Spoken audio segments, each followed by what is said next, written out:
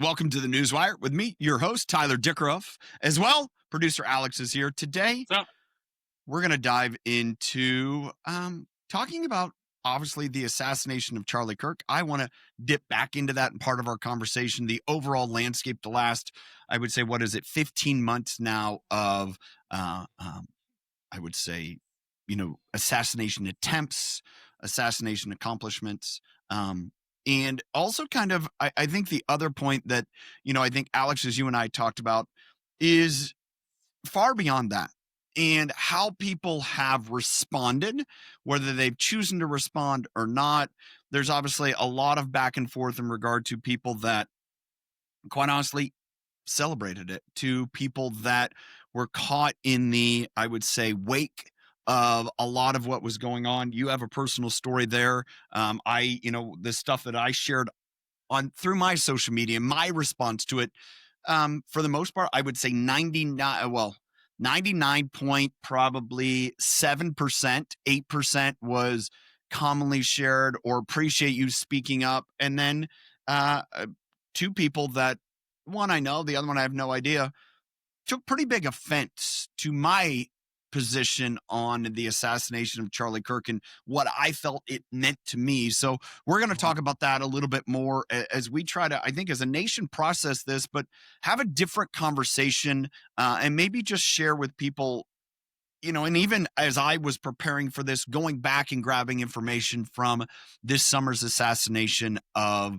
the lawmaker in Minnesota, Melissa Hortman, and her husband, the attempted assassination of two other individuals, and just our nation's response to both of those. So that's kind of the early tee up. Anything you want to add there, Alex? no, I think, I guess some updates. It looks like Charlie's going to have his funeral at the Arizona Cardinals Stadium this Sunday. They've obviously found the murderer, the guy who, pulled the trigger.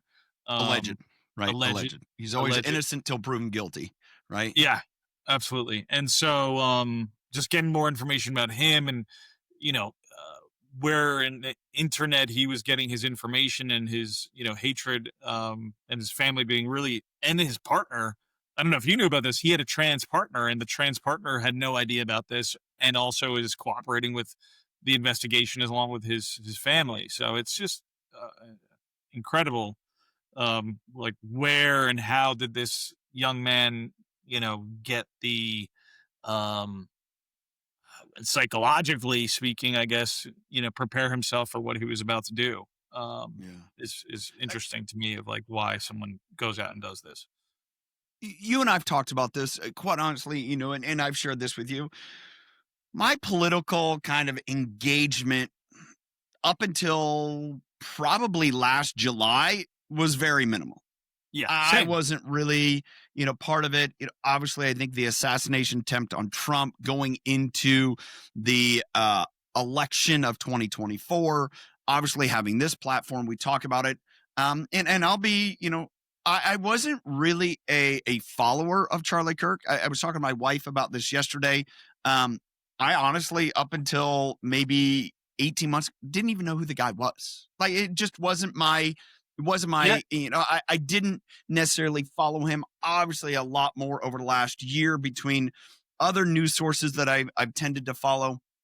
One of the things, and I go on the heels of our conversation with Gary Franke, a couple weeks ago, and I think what's really disheartening, and you have an experience here, I have some experiences where people have shared things where there's such a spin on what people perceive that Charlie Cook stood for, and or the reality. And a lot of that has been evidenced through a lot of, over the last week, couple days, what has been shared via video of, there's so much in his conversations that people have taken out of context. Totally. And as well, I think the world that we live in, there's such a slant on information that even over the 4 or 5 days from the assassination to the reporting of it, and we saw firsthand the absolute atrociousness of how some media agencies handled it. And, I think I go back into previous, difficult situations. And it just, man, it gives more credence to, you have to be very, very careful all the information that you take in. And it's really, I would say, don't trust, go to verify. Yeah. Instead of trust but verify. I think there's so much in as I do what I do, in this platform, this Newswire is, man, I have to be not so careful, but so like, wait a second, is that Yeah. really what's going on? Is that really the case? And I think this situation has proved that to be entirely true. And and to share my personal experience, and kind of that's where I try to take and then do as much research as I can of Charlie Kirk and his organization. Up until about 4 years ago, I had never didn't really know of him. Maybe I heard the name, but my wife, who's a DJ, was hired by Turning Point and did DJ two of their events in Texas, for the a young people summit. It's held at a big facility. There's maybe 5,000 people or so that attend, and she DJ'd that. And my experience there was, um, kind of what you see on his podcast, sharing a lot of Christian values, conservative values. Never saw racism, never saw anything that was anti or pushing like a very negative or narrative around homosexuality or LGBTQ plus. In fact, there were black people there were gay people there, um, some working at the event, some just attending, just as normal people, like as attendees. They Yeah. weren't protesting, right? They were just there supporting and attending the event. And my wife, the one she did, I think we had our son, and then the second one we brought our son, and my wife was pregnant with our second, and they showed nothing but support, for her, as a woman, and bringing her out on stage and DJing while she's pregnant, which was super cool. Yeah. So much Yeah. support. So that's what I saw and experienced. I wasn't a real, I didn't consume a lot of his content. Just, I wasn't, I guess, interested. Yeah. Um, and so my wife puts up a post because she had DJ'd a couple of his events after his death, saying she was very saddened by this news. And, I had done a couple of events and had, great experience at them and nothing but support. And my wife is left, I would say. She's more liberal in her political standpoints. And but more of a critical thinker, open to things and learning about everything.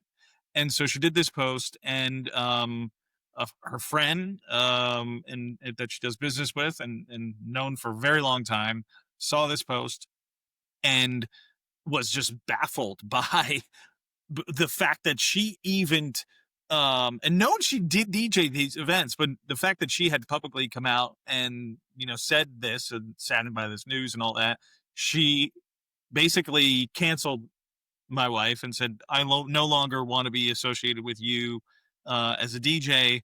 I think our friendship could last, but I'm like, I don't know how your friendship is good. Like, and so it was like that was my whole weekend. It was like this whole debate and this whole thing, and it was really centered around, because this girl thought that Charlie Kirk was basically evil, spreading hate against racism, hate against LGBTQ plus.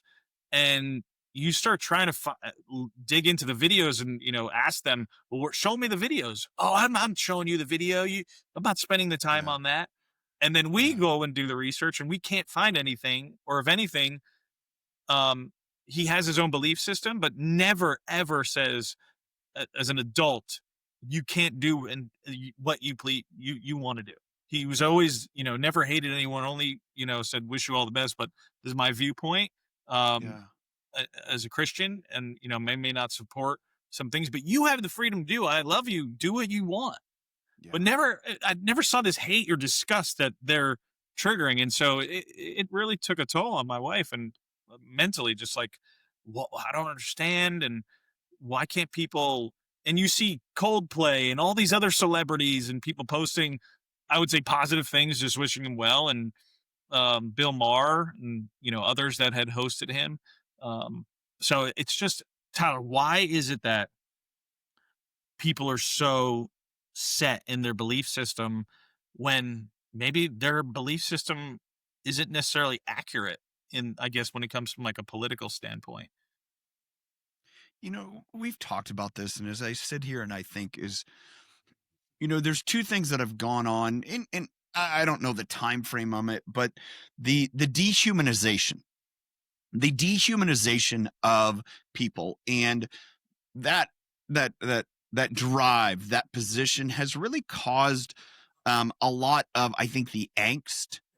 I talked to Gary, and mentioned this, and he shared about a family situation where it was a difficult relationship, and even his expression, and pretty abrasive guy on his show. That's kind of his thing. I was recently watching this.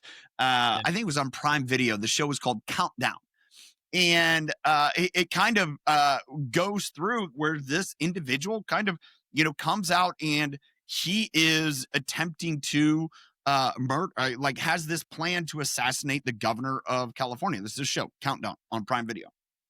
And the individual that was kind of really the man who was the suspect, I'll put it that way, was being radicalized by a radio TV host. And so they go to this guy and say, hey, we're trying to find out information on potential one of your listeners. And the guy pretty much said, it's like, oh, it's just an act. It's just an act, because I'm just a theater guy, and I used to talk about financial stuff. Yeah. And then 08 was crazy. I start talking about some political stuff, and the ratings just go through the roof. So my people are like, okay. And so it's interesting, as we're sitting and talking about this today and not having thought about it, like the overlay of, one, the responsibility of people to say, all right, am I a rabble rouser?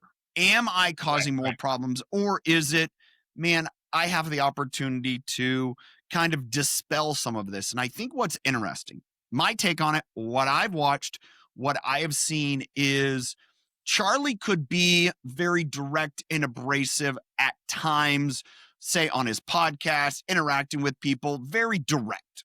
Megyn Kelly is that same kind of right, very direct, almost like, okay, just chill out a bit. Yeah. And then you see videos of Charlie at events, and was very welcoming, very engaging, very appreciative, very kind. And, you didn't see this where he was, kind of Alex Jonesing people to their face and saying, that just wasn't him. And I think, as I understood, and as I understand from a person, if you want to have an interaction with people and really talk about why do you have that viewpoint, it's when you're that aggressive, it's not going to happen. Yeah. And you have to be more curious. And I saw him as curious. But when it comes to if we want to dehumanize people, if we say, hey, this man actually listened to us, well, then that doesn't dehumanize him. Mm-hmm. And I think that's the difficulty we've gotten into. Hey, I think the right is just as guilty. I mean, we look back, and, it's recounted of, what was done earlier in the summer of 2025 in regards to the assassinations in Minnesota. And there wasn't quite as much of a reaction from the, Republican conservative side. Somewhat, very similar, I would say, to kind of how the Democrats have, responded. And yet it's different, because I think, we wouldn't be talking about this today if it was just another lawmaker. Let's take it for what it is, right? I have to go back. We could look back. If you go back into the civil rights era, there were other people that were assassinated in that era and time. But yet Martin Luther King Jr. stands out because of his overall stature, his overall voice. If the response last week, it would start talking about, because it was Charlie Kirk, because he was that identifiable. Is it right, wrong, or different? It is what it is. Like, if we all of a sudden wake up tomorrow morning and, there is, Patrick Mahomes is done for, his career in the NFL. That is the lead story all day long, and then some. Right. But if we wake up tomorrow and, it's Joe Flacco is done for his career, okay, no one really, okay. 40, whatever he is. It's not a big, it's not like newsworthy. Two individuals, both have the same role professionally. One of them is much different than the other. And, I think it's not, feel sorry, bad, all of those things, but it's understanding there is a difference in impact. There is a difference in, what it means. And I think that's notwithstanding, but it's also kind of like, all right, what does this really say? And again, the lack of, the people that are quote unquote celebrating. It's like, Yeah, whoa, man, whoa. I mean, and if we look back in history, I'm gonna say I don't know, but I'm gonna presume there were people that probably celebrated. Well, I know this. There were people that celebrated Jesus's crucifixion. That's been documented. There are right. people that celebrated Lincoln's assassination. There were people that celebrated JFK's assassination. There were people that celebrated RFK. There was people that celebrated Martin Luther King. I think the difference we have today is it is so visible, Right. and it then gets into such a influence in our society, and you're like, come on. Well, and then also when you post, this is the problem and the pros and cons of social media, right? When you say something like you experience, most of what my wife posted was positive feedback. But once you put yourself out there and you say something, and then and this isn't, maybe we can get into this, but what the other side then goes, well, now and I forgot to mention this. Oh, you could fix this, Ashley, but you have to either delete the post or change your language, or why not like to appease that side, whether left or right, agenda. And it's like, why? What? Like, this is my experience with this person. I want to say how I feel, but like now our relationship's done. But unless I appease what you want me to feel or what you want me to say, because that will make you and who supports you happy. Yeah. And I think that is such the slippery slope that we've gotten into the last handful of years. And I would say, it's right until an extent. Meaning, if you say things defaming, attacking, it's like, hey, you can communicate that without the harshness, right? And we went through that period of time where it was political correctness, it was whatever have you to, be the ever encompassing. And what's happened there is now we've given credence to where an individual like Charlie was vilified for speaking his values. And, again, it's really hard because when people take the assault on their values, their ideologies as a dehumanization of them, that's not necessarily the case. If I sit here and say, Alex, I only value black clothes. That's it. That's what I'm wearing. If you see me on camera, that's what I wear, period. And if I say, I value that. Now, you sitting there wearing a red shirt, you can say, well, you can't say that. I'm wearing red. And so you just, you defamed me. You attacked me. I'm like, no, I didn't. For me, what I do in my situation, this is what works. You do you. And I think that's the context difference is, instead of me having to say, oh, I love red. Yeah, I may do, but it doesn't work for me. Yeah. That's not what fits me. And so, and when it's turned the other way, if you're saying, hey, I only want red, and I'm sitting there and like, hey, dude, it doesn't work with the color scheme, whatever it may be. Well, I can't remember. Okay, whatever. It's, that's the such tongue-in-cheek example, but that's way it's become. And so even the idea that there's people like, hey, if you change this to make me feel better, then I would be okay with it. But not the extent, well, but all you did was share your feelings. My what I shared on Facebook, much the same. I said, as I look at it, I'll share it here now. I have felt, you and I have talked about this, that we are in a stage where, and I had someone kind of add on to it, where white Christian men have been attacked in our country. We are the problem. We are the everything. That's how I feel. That's what I feel when I think about my sons, how they interact in the world. What I get back from people is it's, in some social settings, not many, but in some social settings, it has been, you're the problem. And that's a narrative that has been displayed. When I talk to others, I'm like, is this just me? I don't know. And others share that in quoting my post. Yeah, I understand. One person extended it. It's like, well, as a female, like, I think it's all, white Christians feel this way. Like, okay, I can't, I don't know. I'm not a female. I don't know. And I said, but if I have done something to, offend, if I've done something that I don't know, please tell me. Mhm. And, the one or two responses that I got, one of them was just like, literally the person wrote, "Oh God," and with rolling eyes. It's just like, really? Really? And it was no name individual. It's like, even more the case. And then another guy that I've known for a while, and he kind of started to attack, but it was attack. I'm like, and even somebody I didn't even say anything is, and they're like, "Did you read his whole post?" Because what Right. Tyler said is, this is my viewpoint and my viewpoint only. I can't have another viewpoint. If you have a different viewpoint, then please share it with me so I can see different. Right. And it was kind of much the same of what you shared. It was like, how dare you have this viewpoint? I'm like, dude, I only got two eyes. I only have the experiences my 46 plus years have given me. That's all I have. And I would gladly love to know, what have you felt different? If you feel this similar to me and I've said, I feel this as a white man, then great. We're on the same page. But And if not, then I don't know. And I reflect back even to the George Floyd situation. And just because of where I live, what I've done, I don't have a lot of friends that are black. I just don't. I have several. And I'm very grateful for those friends. They're some of my closest, dearest, deepest friends.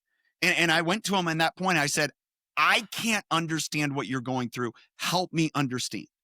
And I had some great conversations, and I'm like, okay, I now have a perspective. I still can't fully understand, but thank you so much for sitting down, having a conversation, and help me absolutely. understand what's going on.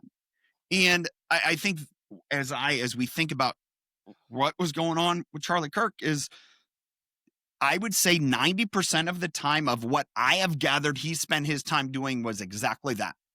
Mhm. These are my values. These are my viewpoint. This is what's important to me. But man, if you want to talk about it, if you want to challenge it, if you think the world should be different, let's have a conversation. Yeah. Yeah. Let's talk about it. Let's debate it. And that, you're exactly right. It's why why do people, especially now, because everything is so visible, right? And if you take a position to then be attacked, and I feel like everyone gets lumped into both sides, right? The extreme left or right side of a certain thing because of whether if they are public about whether they're Christian and they're white, and like, or supported Or they're Christian and they're black. I mean, or there they're are so gay or many they're people straight. that over the last, like I would say the last few days, and I look at this group because it really stands out. Like, professional and semi-professional college athletes that have come out, and some of them lobbied. They wanted to do a moment of silence for Charlie Kirk. And the amount of attack that they got within their community of like, how dare you? And it's like, what? Yeah. Like, what? Like, I saw Lamar Jackson posted, and he was just like a very heartfelt, like in like the number of professional athletes, and predominantly, I'm thinking of a sector of black athletes. That's what I saw. Yeah. And, and all of a sudden, a, a, a, a dynamic group, like, how dare you? I'm like, what do you mean? Like, what do you mean? Why is that wrong? It would be like if all of a sudden, I, went the other way. And it's just like, I talked about someone who was, harmed, that was a, homosexual of whatever minority race. And people are like, how dare you, Tyler? Like, last I checked, they're a human. Right. The last I Exactly. checked, they have value. And there needs to be this public discourse and understanding, and that's like the biggest thing. It's like, you say something or you support something, and then all of a sudden you get lumped into, how dare you, how could you, because maybe there is this like super small fraction that are doing or saying these things way over here or way over there, and you get lumped into there Yeah. by Well, say host that you supports. remember that, what was it, a month or so ago, and we had a Newswire, we were talking about Trump. And, Right. it was funny because I shared this with you, and a guy just absolutely said, "Oh, you're a Trump." I'm like, I don't know of that. I mean, I mean, I wouldn't say that I'm a Trumpist, but am I opposed to the guy? No. Do I understand for him for what he is? Do I look at it as, oh man, that's a person that I'm going to model my speech, my action? No, I have other mentors, Values. but Yeah. do I admire at times the things that he's done, how he's doing it? Yeah. I mean, there's nothing wrong with it. I mean, it is what it is. You're a free thinker. Okay. Think that like you're a critical free thinker. You look and research and analyze things based on the set of values that you have and you built over the 40 plus years you've been in existence, and you Mold. and you make decisions off of your Yeah. experiences through Well, these. and I think that's what's so hard. That's so hard in our day and age because, and I think back, we had a podcast, Rachel D'Alto, it's released a couple weeks ago, and during the conversation, Rachel and I talked about generations, and brought up this conversation that I've really referred to several times, is my age group, my generation, Gen X, is really, really, really going to be the mentors of the next 20 years, the next generation. And really fully embracing that and understanding, it really is our opportunity to be that mentor and, to guide people and help people discern and find their values. I mean, I'm lucky there's a group of individuals that are, in their 20s and younger, that I think I have that opportunity. And one of the things that I sit here and I think about, as we've discussed, and I think it has really given people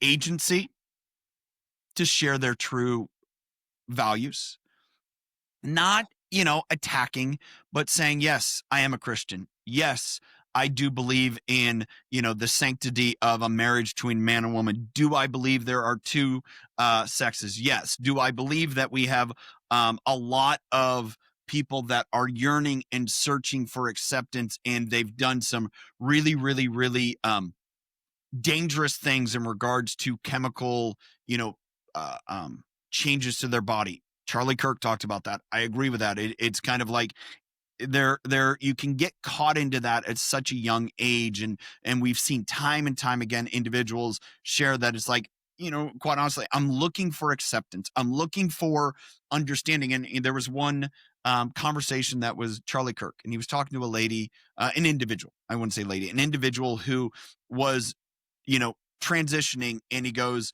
"My hope for you is that you become comfortable in the body that you were born into." Whatever that is, just my prayer for you, my hope for you is that you become comfortable. In being someone that had to go through that myself, not from a gender point of view, but just who I was, what I was.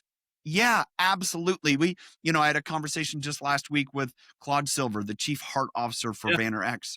And we talked a lot about that. Is just finding a point where you can just be comfortable with who you are. And I think that is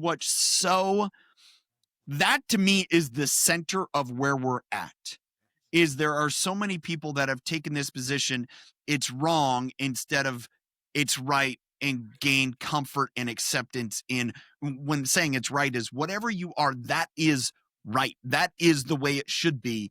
And if whether it's mental, whether it's physical, whether it is, those growths that you need to go through to gain that acceptance, then that's a normal life process. Yeah. You said something that just made me think, and maybe you can fact check me here, but it feels like so many of the recent shootings are such young people in their early 20s. Yeah, I mean, I think a lot of the school shootings, a lot of, it's, I think we, open that up for someone to fact check, but I agree. I think we're seeing that, and we're seeing that because to me, what that is it's a age group that is crying out for um, attention. I think back Malcolm Gladwell. Malcolm Gladwell had an interesting conversation a couple weeks ago on a podcast. Won't get into that, but I'll point you towards him just saying, "Oh, I was wrong. Man, I need to act differently." I was cowed, in his words, to make a stance that I don't agree with. And I think, part of that's what's going on. And I think that's happening for a generation is where they are constantly feel like they're forced, just my perception, forced into saying, believing, saying, acting away. And then they get to a point of like, really? Malcolm, in his book, Tipping Point, his original one, he talked about suicide in the Philippines. And it didn't exist. And then all of a sudden it started happening. And a lot of it was reported and purported. And I think what is probably going on is whether it is the different communities of interactants in this, whether it's the gaming community that I know the suspected assassin for Charlie Kirk was deeply involved in the gaming community. A lot of its references was in that world. And where you start looking at is like, man, how destructive are all of those ideologies? And it really becomes, kind of get away and go to nature, get away and go, be outside, get away and go take care of an animal, a living, breathing something that needs you, and your complete perspective on life will change. I believe that. I've gone through that. And I think that's where, it is. We have such a society, whether has their, hey, a 22-year-old, they were 17 during COVID. And how did that affect them? And we're seeing that, still see that. I know, talking to my kids and, people a little bit older, that really wrecked them in regards to community interaction, where they found joy and happiness. And I was having this conversation with my wife over the weekend too about just internet and social media over the last 20 years, and the impact that it's having on us as a society, the access to anything, good or bad, right? And how that is impacting us psychologically, to be addicted to these devices and whatever it is you want to find on there, positive and negative, especially social media, and what you can say and how you can impact somebody. There's my daughter. She's 2. I think it's having more of a negative impact than it is having a positive impact. I think there needs to be something done there. I don't know what, that it gets people off devices and outside more and interacting with people more in real life. And COVID and that whole time period really sank us deeper into that hole. And now it's like, and has affected people in such a way. So that was just a conversation. I mean, again, that makes me think of a handful of conversations we've had on podcasts that are upcoming that are really kind of pointing towards that. I think that's a great opportunity. It's a great opportunity in our society right now is to go make community, find community, develop community. Who are you getting outside, around, away from devices?